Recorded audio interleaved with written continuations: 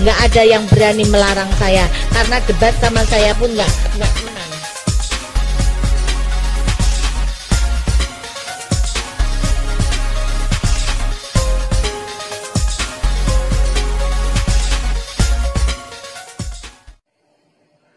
Shalom saudara yang dikasihi Tuhan. Kali ini saya akan membahas video seorang mu'alaf yang berceramah di depan ribuan orang. Dan tujuan video ini saya buat supaya orang Kristen lebih memahami kebenaran Alkitab, sehingga iman Kristen tidak dibelokkan menuju kesesatan. Dan juga untuk menyatakan kesalahan dan kesesatan orang-orang yang menyerang iman Kristen. Kita akan lihat video yang pertama. Lah tapi kenapa mah? Orang Islam itu kalau masuk masjid kok ndadak copot sendal sepatu barang ngopo?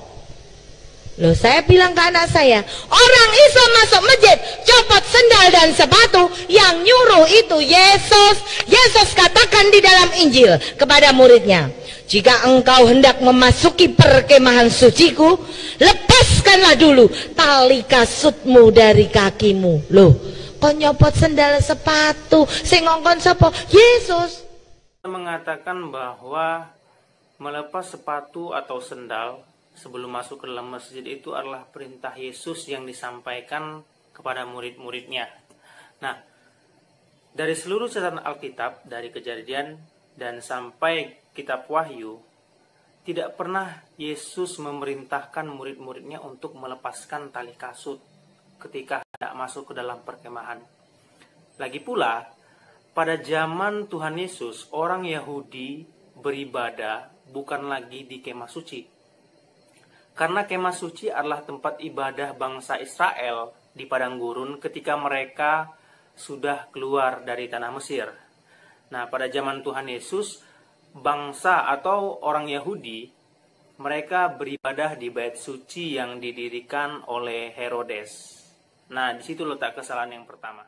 Baik di dalam kitab Kejadian sampai kitab Wahyu, tidak pernah ada ucapan Tuhan Yesus atau perintah Tuhan Yesus kepada murid-muridnya yang mengucapkan bahwa mereka membuka tali kasut ketika masuk ke dalam tempat ibadah. Membuka tali kasut hanya diucapkan oleh Yohanes Pembaptis ketika dia berbicara tentang Yesus Kristus. Saya akan membacakan ayatnya buat saudara. Markus 1 ayat 6-7. Yohanes memakai jubah bulu unta dan ikat pinggang kulit, dan makanannya belalang dan madu hutan. Inilah yang diberitakannya. Sesudah aku akan datang ia, yaitu Yesus, yang lebih berkuasa daripadaku. Membungkuk dan membuka tali kasutnya pun aku tidak layak. Kemudian Lukas 3 ayat 16. Yohanes menjawab dan berkata kepada semua orang itu, aku membaptis kamu dengan air, tetapi ia, yaitu Yesus, yang lebih berkuasa daripadaku, akan datang, dan membuka tali kasutnya pun aku tidak layak. Ia akan membaptis kamu dengan Roh Kudus dan dengan api. Kemudian Yohanes 1 ayat 26-27, Yohanes menjawab mereka, katanya, aku membaptis dengan air. Tetapi di tengah-tengah kamu berdiri dia yang tidak kamu kenal, yaitu dia yang datang kemudian daripadaku. Membuka tali kasutnya pun aku tidak layak. Jadi di dalam Injil, Tuhan Yesus tidak pernah memerintahkan murid-muridnya untuk melepaskan tali kasut. Yesus hanya melarang murid-muridnya agar tidak membawa kasut ketika Tuhan Yesus mengutus mereka. Yang pertama kita lihat, ketika Tuhan Yesus mengutus ke-12 murid di dalam Matius 10 ayat 5 sampai dengan ayat yang ke-10. Ke-12 murid itu diutus oleh Yesus dan ia berpesan kepada mereka, janganlah kamu menyimpang ke jalan bangsa lain atau masuk ke dalam kota orang Samaria, melainkan pergilah kepada domba-domba yang hilang dari umat Israel. Langsung ayat yang ke-10, janganlah kamu membawa bekal dalam perjalanan, janganlah kamu membawa baju 2 helai, kasut atau tongkat, sebab seorang pekerja patut mendapat upahnya. Kemudian ketika Yesus menunjuk 70 murid dan mengutus mereka berdua-berdua. Lukas 10 ayat 3-4. Pergilah, sesungguhnya aku mengutus kamu seperti anak domba ke tengah-tengah serigala. janganlah membawa pundi-pundi atau bekal atau kasut, dan janganlah memberi salam kepada siapapun selama dalam perjalanan. Nah, jadi apa yang dikatakan oleh mualaf tadi adalah sebuah kesalahan dan kebohongan. Ya, kita akan melihat video yang kedua. Saya bilang sama Romo, gini aja, saya nggak double. Besok pagi saya akan ke gereja lagi. Plus Romo tak kasih bonus 1 buah mobil BMW anyar Grace. Tapi dengan syarat, temukan di dalam Injil bahwa Yesus Kristus agamanya Katolik. Nggak ada, Bu. Saya bilang sama Romo, sini saya bawa Injilnya. Saya bisa membuktikan bahwa Yesus Kristus saya agamanya adalah Muslim. Di dalam Injil Markus ada tertulis, ketika di antara para muridnya, Yesus memimpin doa dengan cara Yesus maju sedikit di antara muridnya dan merebahkan tubuhnya ke tanah. Nek Yesus maju sedikit di antara muridnya, itu kan artinya Yesus jadi imam, Bu. Yesus merebahkan tubuhnya ke tanah, artinya Yesus sholat. Iya betul.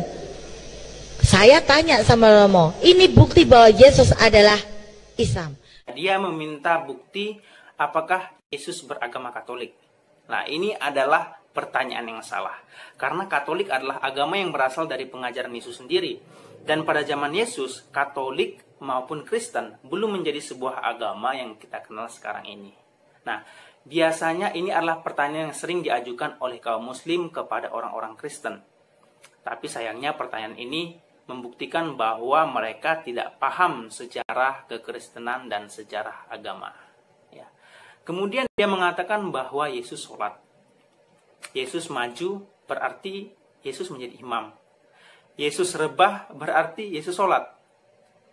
Apakah tuduhan yang disampaikan seorang mualaf ini adalah benar? Saya akan membacakan ayat yang dimaksudkan oleh mualaf ini.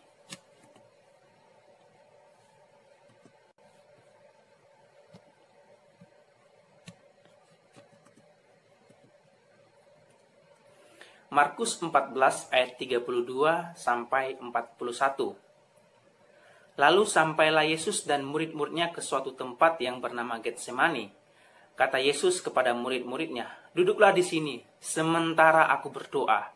Dan ia membawa Petrus, Yakobus, dan Yohanes sertanya. Ia sangat takut dan gentar. Lalu katanya kepada mereka, "Hatiku sangat sedih seperti mau mati rasanya. Tinggallah di sini dan berjaga-jagalah." Ia maju sedikit, merebahkan diri ke tanah dan berdoa supaya sekiranya mungkin saat itu lalu daripadanya. Katanya, "Ya Aba, ya Bapa, tidak ada yang mustahil bagimu. Ambillah cawan ini daripadaku, tetapi janganlah apa yang aku kehendaki, melainkan apa yang engkau kehendaki." Setelah itu, ia datang kembali dan mendapati ketiganya sedang tidur. Dan ia berkata kepada Petrus, "Simon, sedang tidurkah engkau? Tidakkah engkau sanggup berjaga-jaga 1 jam? Berjaga-jagalah dan berdoalah, supaya kamu jangan jatuh ke dalam pencobaan. Roh memang penurut, tetapi daging lemah." Lalu ia pergi lagi dan mengucapkan doa yang itu juga. Dan ketika ia kembali pula, ia mendapati mereka sedang tidur, sebab mata mereka sudah berat dan mereka tidak tahu jawab apa yang harus mereka berikan kepadanya. Kemudian ia kembali untuk ketiga kalinya dan berkata kepada mereka, "Tidurlah sekarang dan beristirahatlah, cukuplah. Saatnya sudah tiba, lihat, Anak Manusia diserahkan ke tangan orang-orang berdosa." Ya. Yang pertama, bukankah dalam Islam, imam adalah seorang yang memimpin sholat, dan yang berada di belakangnya harus mengikuti gerakan imam. Tetapi di sini Yesus menyuruh Petrus, Yakobus, dan Yohanes untuk berjaga. Dan Yesus berdoa seorang diri. Bukan menjadi imam seperti sholat. Dan ketika Yesus kembali, dia melihat murid-muridnya sedang tidur. Nah, ini menunjukkan bahwa tidak seperti sholat yang dilakukan oleh orang Islam pada umumnya. Yang kedua, apakah karena Yesus merebahkan diri atau sujud, itu membuktikan kalau dia sedang sholat? Karena begini, ada banyak agama-agama di dunia ini yang sujud ketika mereka berdoa. Ya, jadi jangan langsung dianggap bahwa Yesus beragama Islam karena dia berdoa dengan merebahkan tubuhnya atau dengan sujud. Ya, yang ketiga, ketika Yesus berdoa, dia menyebut Allah sebagai Bapa. Dia mengatakan, "Ya Aba, ya Bapa." Apakah benar Yesus sedang sholat? Ya, kalau benar Yesus sedang sholat, adakah dalam teologi Islam di dalam doa menyebut Allah sebagai Bapa? Dan ini tidak akan Muslim temukan di dalam teologi mereka. Mereka tidak akan pernah menyebut Allah sebagai Bapa. Sampai kapanpun, kecuali mereka menerima Yesus sebagai Tuhan dan Juru Selamat. Karena kenapa? Karena di dalam Yohanes 1 ayat 12-13 mengatakan seperti ini. Tetapi semua orang yang menerimanya, yaitu Yesus, diberinya kuasa supaya menjadi anak-anak Allah, yaitu mereka yang percaya dalam namanya. Orang-orang yang diperanakkan bukan dari darah atau dari daging, bukan pula secara jasmani atau keinginan seorang laki-laki, melainkan dari Allah.